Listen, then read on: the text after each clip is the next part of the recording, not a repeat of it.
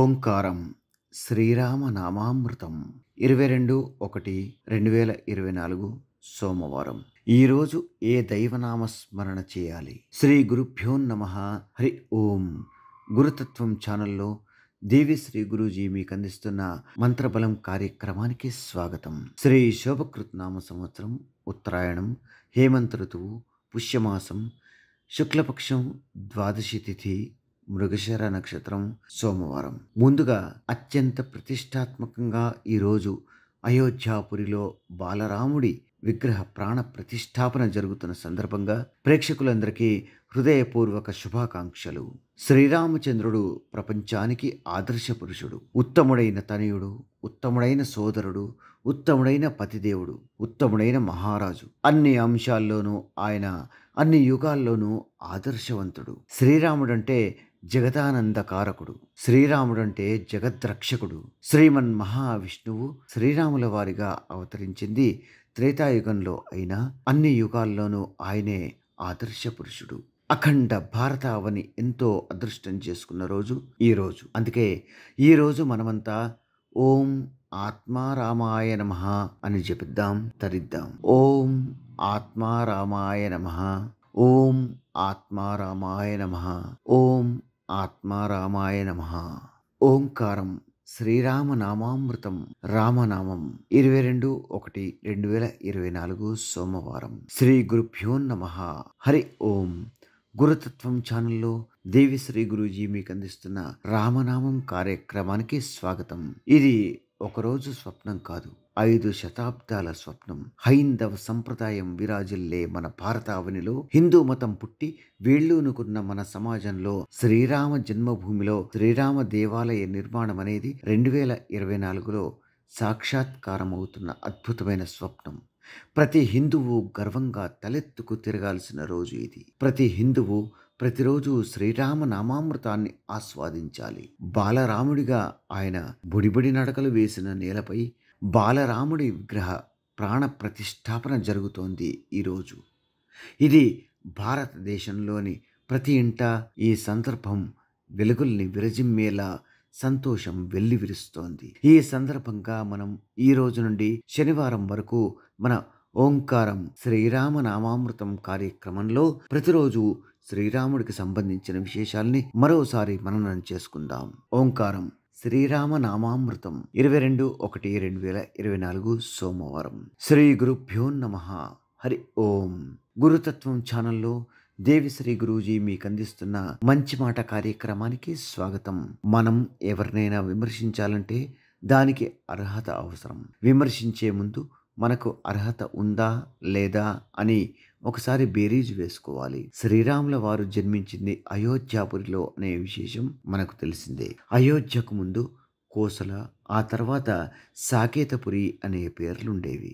దశరథుడు కోసల రాజ్యాన్ని పరిపాలిస్తున్న సమయంలో ఆయనకు శాంత అనే కూతురు కలిగింది. దశరథుడు అంటే దశ దిశల్ని పరిపాలించిన వాడు అని అర్థం. అంతటి మహారాజుకు వారసులు ఉండాలనే ఆలోచన అందరికీ కలిగింది. అయితే గొప్ప తపోబలం గల ఋష్యశృంగుడిని వివాహమాడతాననే తండ్రికి మాటిచ్చి వెళ్ళి ఋష్యశృంగుడిని వివాహమాడింది శాంత.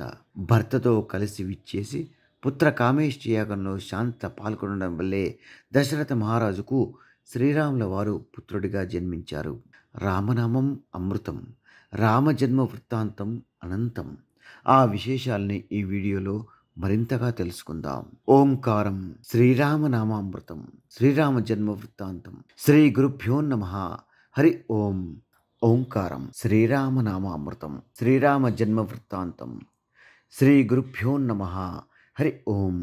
గురుతత్వం ఛానల్లో దేవిశ్రీ గురూజీ మీకు అందిస్తున్న శ్రీరామ జన్మ వృత్తాంతం కార్యక్రమానికి స్వాగతం. పుత్రకామేష్టి యాగం సందర్భంగా ఋష్యశృంగుల వారు పుత్ర సంతానార్థమై దశరథుల వారికి ప్రసాదాన్ని అందించారు. అయితే కౌసల్య, కైకేయి కొంత ఇచ్చిన ప్రసాదాన్ని సుమిత్ర స్వీకరించింది. ఆ ప్రసాద భాగ్యంతో శుక్లపక్ష నవమి బుధవారం మిథున లగ్నంలో శ్రీరాముల వారు కౌసల్య తనయుడిగా జన్మించారు. ఆ క్షణంలో ప్రకృతి పులకించింది. దేవతలు, మనుషులు శ్రీరాముల వారికి స్వాగతం పలికారు. కైకేయికి భరతుడు, సుమిత్రకు లక్ష్మణుడు శత్రుఘ్నుడు జన్మించారు. శ్రీరాముల వారు సాక్షాత్ శ్రీహరి అవతారం అనే విషయం మనకు తెలిసిందే. ఆదిశేషుడు లక్ష్మణుడిగా, మహావిష్ణువు శంకు చక్రాలు భరత శత్రుఘ్నులుగా జన్మించారు. వశిష్ఠ మహర్షి వద్ద రామ లక్ష్మణ భరత శత్రుఘ్నులు విద్యను అభ్యసించారు. శ్రీ గురుభ్యో నమః. హరి ఓం. గురుతత్వం ఛానల్లో దేవిశ్రీ గురూజీ మీకు అందిస్తున్న దివ్య పూజ కార్యక్రమానికి స్వాగతం. రామయ్య తండ్రి ఏకపత్ని వ్రతుడు. సీతమ్మ తల్లి తప్ప పరస్త్రీని కన్నెత్తి కూడా చూడని మహాపురుషుడు. తండ్రి ఆజ్ఞను జవదాటని ఆదర్శతనయుడు. సోదరులను కంటికి రెప్పలా చూసుకున్నాడు. అందుకే అంతటి మహాపురుషుడి విగ్రహ ప్రాణ ప్రతిష్టాపన అయోధ్యలో జరుగుతున్న సందర్భంగా స్వామివారికి ఈరోజు తులసిమాలను సమర్పించి పూజించాలి. శ్రీరాముల వారికి ప్రీతిపాత్రమైన నానబెట్టిన పెసరపప్పును నైవేద్యంగా సమర్పించాలి. శ్రీ గురుభ్యో నమః. హరి ఓం. గురుతత్వం ఛానల్లో దేవిశ్రీ గురూజీ మీకు అందిస్తున్న యోగం క్షేమం కార్యక్రమానికి స్వాగతం. పాడ్యమి మొదలు చతుర్దశి, అమావాస్య, పౌర్ణమి తిథుల వరకు ఉన్న అన్ని తిథుల్లోనూ నవమికి విశేషమైన స్థానం ఉంది. ఎందుకంటే నవమి తిథి రోజునే శ్రీరాముల వారు జన్మించారు. ఆయన ప్రపంచానికి ఆదర్శ పురుషుడు. అందుకే ఈరోజు సాయంత్రం శ్రీరాముల వారి ముందు 9 దీపాలని వెలిగించి పూజించాలి. ఈ రోజంతా జై సీతారాం, జై సీతారాం, జై సీతారాం అనే నామంతో ఆ సీతారాముల నామస్మరణ చేస్తే అన్నింటా శుభం కలుగుతుంది. సర్వే జన సుఖినో భవంతు.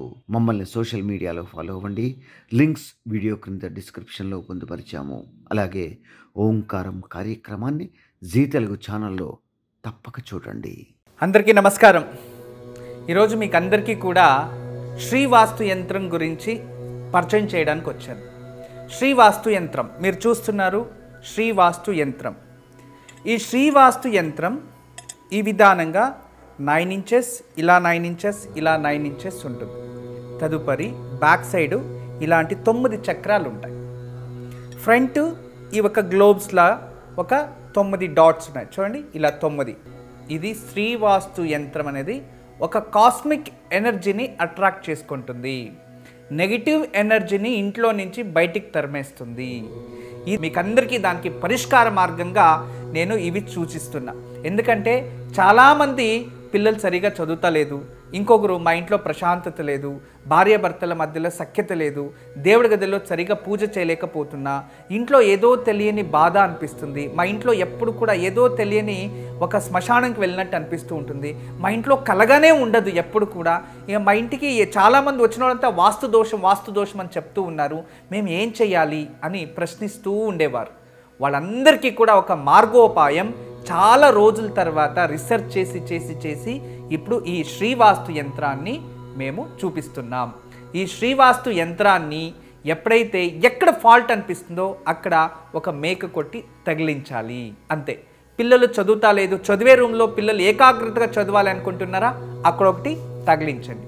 మీరు నిద్రించే ఒక రూమ్లో మాకు సరిగా నిద్ర వస్తలేదు, పడుకుంటే చెడు కళలు వస్తున్నాయి, నిద్రించే గదిలో ప్రశాంతత లేదు అనిపిస్తుంది, అక్కడ ఒకటి తగిలించండి. లేదు ఎవరో వాస్తు దోషం అని చెప్పారా, ఇంట్లో వాస్తు దోషాని కోసం ఇంటి హాల్లో ఒకటి తగిలించండి. లేదా పూజ గదిలో ఏదో ప్రశాంతత లేదు, సరిగ్గా ఏకాగ్రత లేదు, మెడిటేషన్ చేయలేకపోతున్నా అంటే పూజ గదిలో ఒక మేక కొట్టి అక్కడ ఒకటి తగిలించండి. ఎక్కడైతే ఇంట్లో వాస్తు దోషం ఉంది అని ఎవరైనా చెప్తారో ఆ ప్రదేశంలో ఆ ప్లేస్లో జస్ట్ ఒక మేకు కొట్టి దాన్ని తగిలించండి, ఆ వాస్తు దోషం అక్కడి నుంచి వెళ్ళిపోతుంది. చాలా అద్భుతము, చాలా విశేషమైన శ్రీవాస్తు యంత్రం మీ వరకు తయారు చేయించాము. దీన్ని ఉపయోగించండి, దీన్ని లాభం పొందండి. నమస్కారం. వాస్తు యంత్రం సంప్రదించవలసిన నెంబర్లు 8844452334 040682766622.